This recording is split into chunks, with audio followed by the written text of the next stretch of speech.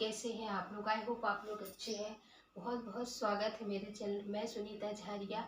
आज आपको एकादशी की और तुलसी मैया की विवाह की कथा जरूर मिलेगी, और है तो उनकी विवाह किस तरह करते हैं संपन्न पूरी विधि आपको मिलेगी। तो आप लोग ज़्यादा से ज़्यादा वॉच करेंगे और सब्सक्राइब करके ही जाएंगे, और कमेंट्स में है तो श्री हरि विष्णु लिखेंगे और आप लोग बोलेंगे कि किस तरह हमारी पूजा संपन्न हुई। तो राधे राधे आप लोग अवश्य लिखें। और एकादशी आप व्रत रखते हैं या नहीं रखते हैं, या सिर्फ ये बड़ी एकादशी रखना चाहते हैं, क्योंकि ये विवाह की एकादशी है। देवउठनी एकादशी श्री हरि विष्णु उठ जाते हैं और सीधे माता तुलसा मैया से हमारी विवाह करते हैं, जो कि वृंदा देवी सखी है और तुलसी मैया से बहुत प्रेम करते हैं हमारे श्री हरि विष्णु। और आप लोग शालिग्राम भगवान सदा उनके पास विराजमान करेंगे आसन देके, जिससे कि हमारे भगवान प्रसन्न होते, हमारे घर में धन धान से भरपूर रहता है। तो इस तरह संपन्न पूरी पूजा आप लोग करेंगे एकादशी की। तो बहुत बहुत थैंक यू है आप लोग अभी तक मेरे वीडियो में या जहाँ भी हम पूजा करेंगे ना, वहाँ आप लोग जैसे कि आपकी तुलसी मैया आंगन में रखी हैं, छत में रखी हैं, गलियारे मतलब बालकनी में रखी हैं, तो आप वहाँ पूजा कर सकते हैं। या आपके पास अगर जगह नहीं है तो आप अंदर भी चौक खोदने के बाद तो जहाँ हम पूजा करेंगे वहाँ गेरू से, गोबर से, हल्दी से चौक बना लेंगे और फिर तुलसी मैया उसके ऊपर हम बिछाएंगे ये पीला। और अब हम विष्णु भगवान को, शालिग्राम भगवान को विराजमान करेंगे ना, तो उसके लिए आप चौक पे बिछा के पीला बस बिछा के श्री हरि विष्णु की छवि आप शालिग्राम भगवान। और वैसे तो शालिग्राम और विष्णु भगवान एक ही रूप है, पर शालिग्राम भगवान के साथ ही तुलसी मैया की पूजा की जाती है। 3 बार तो शालिग्राम भगवान हमारे यहाँ नहीं थे, चंद्र विष्णु भगवान को विराजमान करी। तो सुंदर सा आसन देके आप थोड़ा सा गंगा जल या दूध भी डाल। फिर उसके बाद हम कलश बना लेंगे। तो हम बनाएंगे 30 और साथ ही साथ बड़ा महत्व है इस पूजा में, एकादशी में। ये है देवउठनी एकादशी का पूजा। इस तरह हम करेंगे देवउठनी एकादशी। और कब है तो ये 1 नवंबर 2025 को नवंबर में पड़ने वाली है ये। और है कलश बना के आप कलश में है तो भगवान जी को हम एक सिक्का, सुपारी करा देंगे, लौंग इलायची रखेंगे। और आपके पास और अगर शालिग्राम भगवान है, और ये शालिग्राम भगवान मैंने ये उन्हीं का रूप था, और शालिग्राम आपके पास है तो उन्हें और उनका भी भाव रूप आप हमारे जो गणेश जी है ना, हमको स्थापना कर लेंगे। तो गणेश को अब उनको पहले पूजा करेंगे। पहले हम स्थापना जल से उनके चरण धुलाएंगे, हाथ आचमने करेंगे, स्नान करेंगे। तो पहले उनको लाल फूल, पीले फूल चढ़ाएंगे, जनेऊ चढ़ाएंगे, पवित्र करेंगे, पहनाएंगे उनको जनेऊ गणेश जी को। तो गणेश जी को आप हो सके तो पीला जनेऊ जरूर चढ़ाएं, या अगर है तो आप उसी में पीला चंदन या हल्दी लगा के चढ़ा सकते।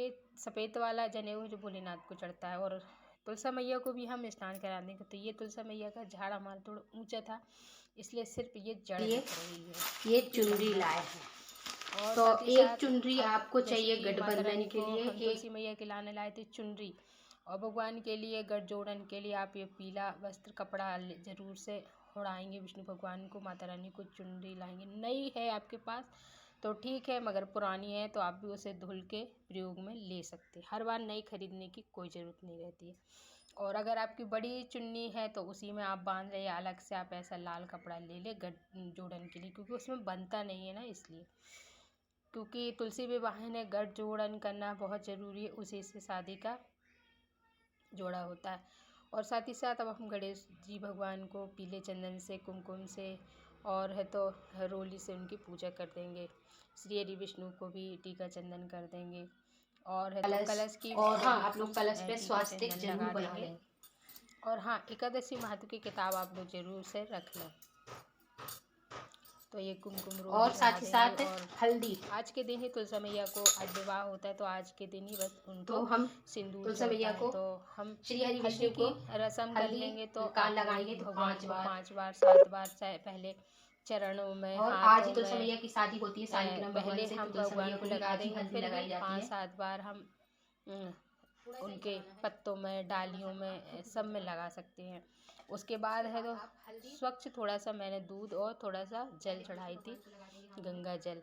और साथ ही साथ अब मेहंदी की रस्म करेंगे तो हम मेहंदी लगा देंगे, पहले भगवान को लगा देंगे। और आप लोग हाँ पहले की रखी हुई मत लगाए, कोरी चढ़ाएं, क्योंकि भगवान को अर्पण करना रहता है। उसके बाद आप प्रयोग में ले सकते हैं। और नहीं है तो आप है तो वो पाउडर वाली रहती है वो भी ले सकते हैं इस तुलसी विवाह में। और अब हम माला की रस्म करेंगे, मतलब जयमाला जब जैसे होता है तो हम श्री हरि विष्णु को छुआ के माता रानी को तुलसी मैया को पहना देंगे ये। और आप पंडित बुलाना चाहते हैं तो आप लोग करा सकते हैं, या मंत्रों के द्वारा, या आप लोग स्वयं माता रानी को हम माला चढ़ाएंगे, फिर छुआ के श्री हरि विष्णु को हम माला चढ़ाएंगे, माता रानी का हम विवाह करेंगे। तो इस तरह भी आप कर सकते हैं, आपके सामर्थ्य के अनुसार है। देखिए, और दक्षिणा तो आप लोग दान के लिए ज़रूर निकालेंगे। और जैसे कि अब हम गठजोड़न के लिए एक सिक्का, सुपारी चाहिए रहता, थोड़े से चावल, कुमकुम, है ना, तभी तो फेरे लगाएंगे। तो ये गठजोड़ के लिए आप ही जोड़ सकते हैं, या आप घर में जैसे कि मानदान जोड़े जाते हैं, बट पूरा जब अपनी आप ही अपन कर रहे हैं पूजा तो हम ही जोड़ देते हैं। अगर जैसे आपको चुनरी में नहीं जोड़ना है तो आप लोग रक्षा सूत्र ले सकते हैं, उससे भी जोड़ सकते हैं। और हाँ, तो आप लोग ऐसा मंगलसूत्र ले लें। फिर जब हमारे वो मंगलसूत्र है तो हम मंगलसूत्र की भी रस्म करते हैं, क्योंकि मंगलसूत्र के बिना तो शादी होती ही नहीं है। तो मंगलसूत्र का बहुत ज़रूरी है। आप लोग हो सके तो नया ला सकते, पहना पहनाया बिल्कुल ना पहनाएं। और फिर हम सिंदूर की रस्म कर लेंगे, तो भगवान को छुआ के 3 बार 5 बार हम माता को लगा देंगे, क्योंकि आज ही उनको सिंदूर लगता है, आज से ही, क्योंकि आज उनका तुलसी विवाह है देवउठनी एकादशी को। और उसके बाद है तो आप फेरों के लिए क्या कर सकते हैं, नारियल से आप लोग इस तरह उनके फेरे करा सकते हैं घुमा के। और 4 आप है तो वर के कराएं, और 3 है तो कन्या के करा सकते हैं। या तो आप स्त्री है तो माता तुलसी को ले सकती है, और पुरुष है तो भगवान को ले सकते हैं। इस तरह भी आप लोग करा सकते हैं। फिर उसके लिए हम भोग चढ़ाएंगे, तो भोग में आप मीठा चढ़ाएं। और मीठा भोग है तो आप गणेश जी को बिना तुलसी पत्र के चढ़ाएंगे, और भगवान को श्री हरि विष्णु को आप लोग तो तुलसी के बिना भोग नहीं चढ़ाते, तो उस पर आप तुलसी पत्र ज़रूर चढ़ा दें, है ना। और माता को श्रृंगार चढ़ा दें, चूड़ी, बिंदी, चुनरी।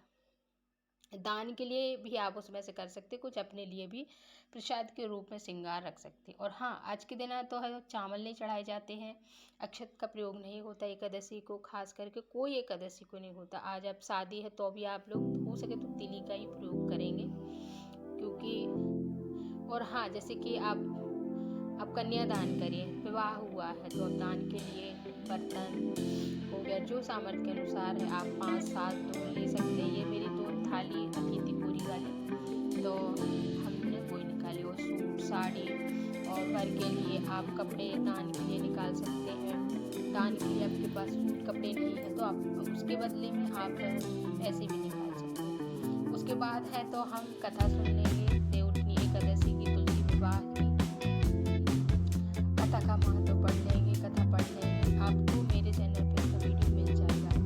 और फिर उसके बाद है कथा पढ़ने के बाद हम आरती कर लेंगे। अगर आपके हवन होता है तो आप सिर्फ हवन कर सकते हैं, उस दिन जरूर करेंगे आप एकादशी के दिन। और फिर भगवान श्री गणेश की, श्री शालिग्राम भगवान, श्री मैया की, विष्णु भगवान की आरती उतार लेंगे, आरती गा लेंगे, जय जगदीश, जय तुलसी मैया,